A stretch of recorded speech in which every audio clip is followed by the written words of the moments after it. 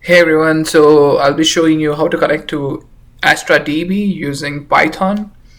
And I'm doing this as part of my big data assignment because I attend University of South Florida, and it is one of our assignments that we should connect to Astra DB with Python. So I'm going to show you how to do it very quickly. And so for that, you need to have an account to create it in Datastax Astra. Um, once you have created an account, you can you will land onto this page. So this is the home page. This is where you will typically land on, and what you have to do is now you have to create a database first so that you can connect to the database with the Python program. So I will go to this database tab here to the left, if you can see. So here is the main window of the database. Now what we have to do is we have to create a database, but before I create one, I'll show you I've already created one here. It's called ISM 6562 Big Data, which I was practicing on, but you can go ahead and you can create a database. So now you see two types of deployment. One is serverless and one is serverless vector, and one is serverless non-vector. So serverless vector is usually for vector databases for generative AI and everything. We don't actually need it, so we will be choosing serverless non-vector. And you can choose the database name. Let's say I gave it like ISM. Let's say ISM 6562 DB2, something like that. Give a key space name. Key space is basically like logical container where the variables and functions are stored. But here in key space for Cassandra, it means different. We can set a lot of parameters such as replication factor and a lot of other factors, which is very essential. Just put the key space name, and it is recommended that the key space name is lowercase. So you can, let's say, assignment to something like that. Now you have to choose a cloud provider where the database will be hosted. You have three options as expected: Google Cloud, Amazon Web Services, and Microsoft Azure. Now, as I am using a free account, you can see here Amazon Web Services has one available region, 5 logs, which means that I'll show you. Which means that there are 5 available regions, and I can only choose one, which is in EU West, which is in, seems like Ireland. So it's not it's gonna be a bit far. Again, it won't make much difference, but for our project. But if you see here, Google Cloud does provide US East one, which is in South Carolina, which is much closer. So I chose Google Cloud and the region as US East one, and then you can just create database and I'll show you. So once you create a database, it will take some time to load and to initialize the database. So see, as you can see, it's in the pending state here. So yeah, so as the database is booting up, we will see how to connect to the database, and how we can use Python to connect to it. So they have given a good instruction on how to start with connectivity with Python. So first of all, obviously you need to install Python. Select Python here, and as the prerequisites say, you need to have Python 3.4, 3.5, 3.6, 3.7, and 3.8. So one recommendation from my side is that I tried to install the Cassandra driver on my VS Code on my virtual environment, and it was giving me a lot of conflicting errors. So I would recommend you to use something like Google Colab, which there are very less chances of you facing dependency issues. For me, there was an error that was giving me here, but I'll go on to it later. So first of all, download Python and make sure that it's these versions. So if you have like a modern version or latest version like 3.12 or something, you can create a Python environment in VS Code. If you want to try on VS Code, you can create an environment, like, it's easy. First of all, download 3.8, then you can go to, let's say, VS Code. In VS Code, let's say you navigate to the folder. Let's say I'm this. Let's say I am in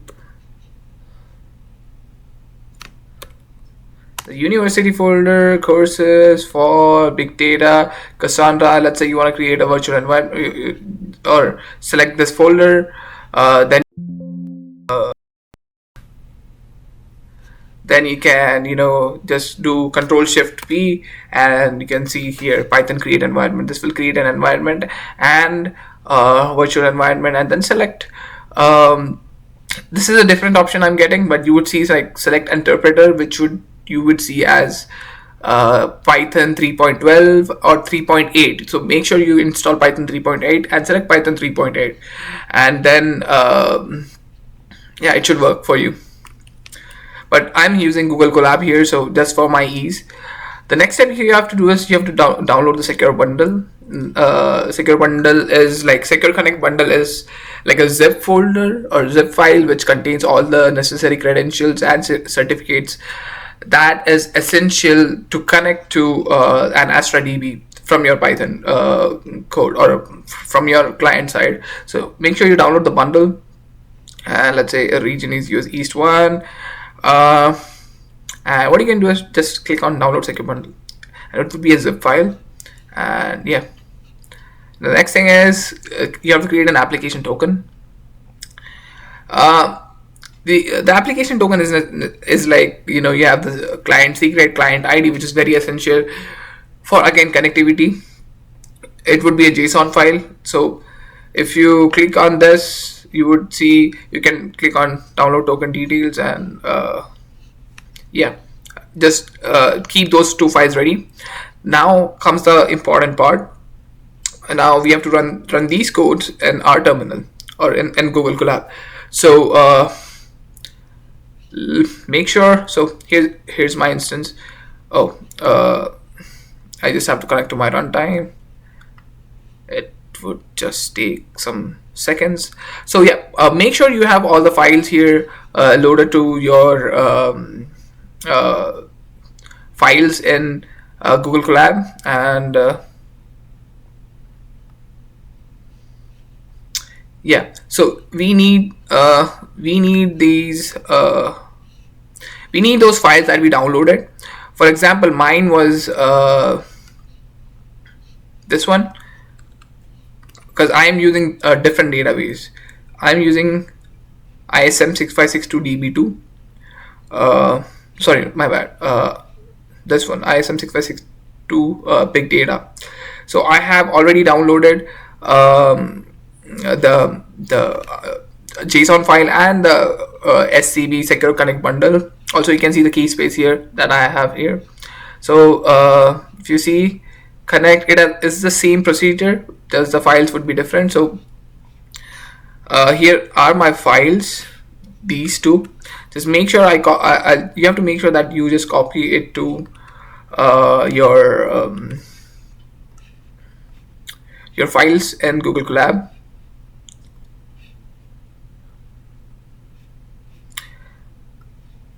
And then what you have to do is you have to install Cassandra driver using pip. Pip is a package handling tool which is really important or really helpful. So you just run this code, and you need to install a Cassandra driver first. And once the driver is installed, as you can see, it was very fast. You have to verify that that the version is or the Cassandra is installed properly. You can do Cassandra version. You can see it's 3.29.2. Now here comes the connectivity part. So now when you try, I was trying to run it on the Python 3.10, and it was giving me error here because of because of some error. I just went into it.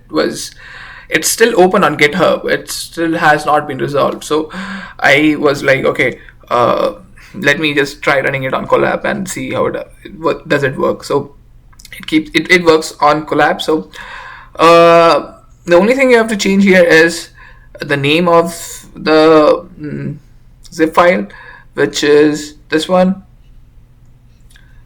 and then also the name of the JSON file that we have for this is a JSON file which has all the client secret and client ID, which is again essential for connectivity. Then if the connection is successful, we are executing a query called select release version from system.local. So we're checking at the release version, and we are executing this SQL query. So and if we run this, and it gives us some warning, but we can ignore the warnings. And now you can see I have the release version from system local. If it failed to fetch the system of the release version, we would have seen an error occurred. Now I am importing something called UUID, which is like a unique identifier, which will be helpful for us in creating primary keys. So I'm just importing it here. Now, if you see here, if I go to my SQL terminal, I've already created a table. I've already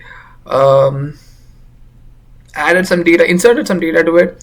But what I'll try to do is I'll try to drop the table, and I'll try to do it, show it to you again that how to do it from scratch. So if you see select star from assignment, what was the key space again? Assignment 1.football players. I can see I've already added some data to it and already have a table. So what I'll try to do is I'll drop this table, and just to show you how we can do it from scratch. So we can do just session.execute, then there comes the SQL query, drop table assignment 1.football players. Now this will just drop the table. Key space is required, and then the table name. So if you execute this, the table should be dropped from the database. And if we move back to here, and if you try running this command again, select star from assignment 1.football players, it would be again the table football players does not exist. So what we do is now we create a table, the same table, which is like assignment 1.football players, and we have these columns: player ID, player name, team name, and age. If you see here closely, player ID is a primary key, and the type of the primary key is UUID, which is like a unique identifier, which is very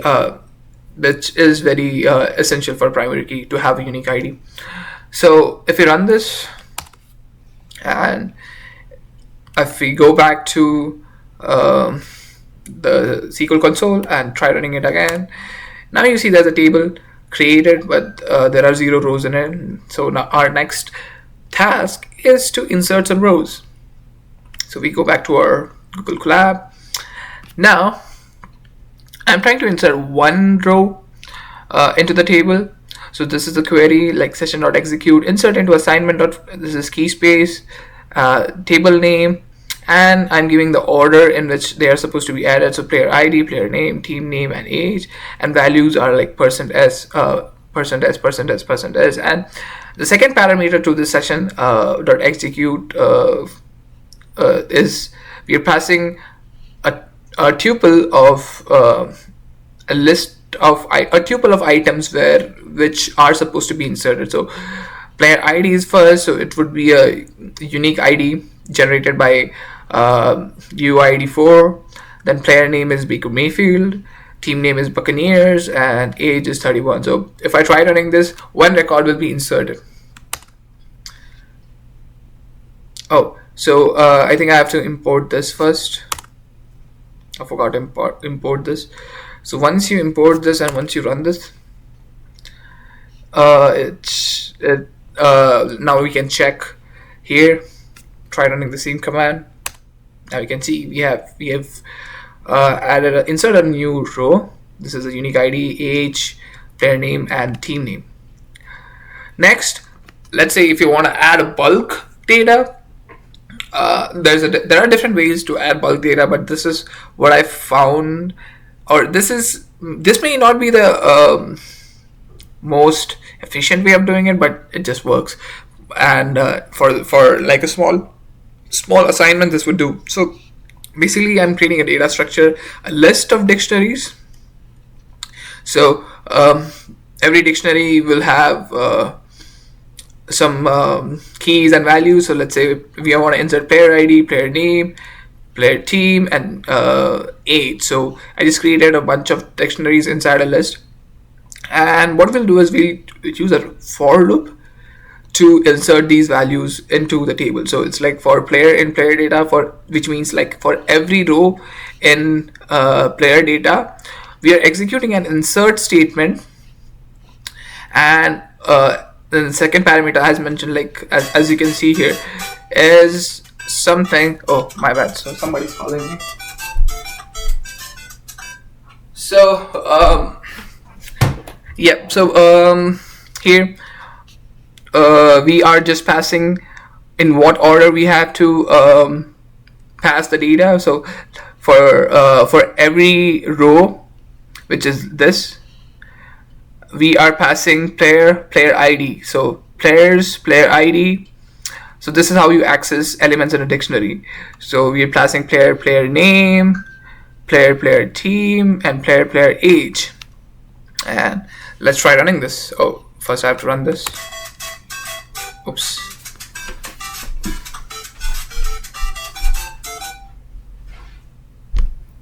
Sorry again. So and now if we execute this, and if we go back to the console, and let's try running it again. So now you can see we have added all those records to the table. Now, so if you can see, if you want to see here the result here in Google Colab, you can just execute like select statement and then store it in rows, and you can use a for loop to show what are the elements in the what are the records in the table. Now let's say you wanna use a where clause, but not on the partition key. Partition key is like the primary key, but you wanna run a where clause. You wanna run filtering of the table of the rows based on non-partition key, which is like could be anything, like player name, team name, or age. So the syntax is the same, but the only difference is that we have to use keyword allow filtering if it is if we don't use this keyword, and if we try to run a where clause on a non-partition key, it would throw an error. If you want to see, let's just remove this and let's try running this, and it will return an error. So it cannot execute this query as it might involve data filtering and thus may have unpredictable performance. So if you want to execute this query despite the performance unpredictability, use allow filtering. So allow filtering is not that efficient way of basically you have to sacrifice some performance, but yeah, that's how it works. So if we put allow filtering and if we store it in this variable and try to display it, here it is. So what I did was I used a where clause on the team name, where the team name is Buccaneers. So now the result set would return only those rows where the team name is Buccaneers, as you can see here. And yeah, that's how you handle queries or write queries in SQL. And I hope this was helpful to you. And if you have any questions, please drop it in the comment section, and I'll drop my code in the description. So yeah, please let me know, and I hope you had a good day. Bye.